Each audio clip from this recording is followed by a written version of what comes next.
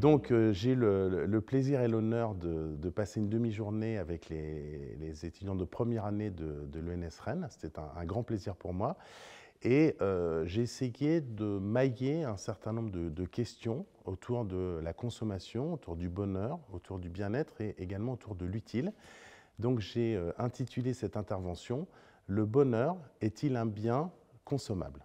Voilà, pour bien montrer les liens entre le bonheur, le bien-être et la consommation. Donc l'idée, c'était de les faire réfléchir à la différence qui existe entre le bonheur et le bien-être, aux conséquences d'une société qui s'oriente exclusivement autour du confort et d'une idéologie du bien-être, qui pour moi est l'opposé justement du bonheur, qui est un projet collectif.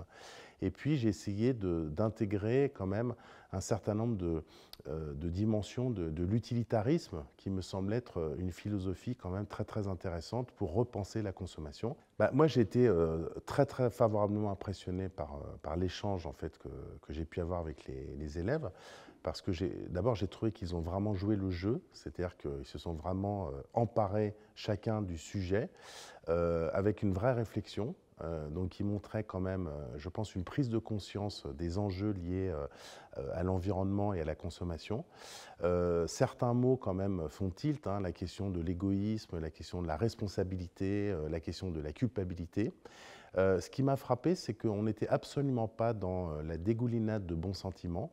Je pense qu'il y avait une vraie réflexion critique qui s'appuie quand même sur le fait que ce sont des étudiants brillants, qui ont une vraie formation en sciences humaines, donc qui ont quand même quelques notions de philosophie politique, d'économie politique.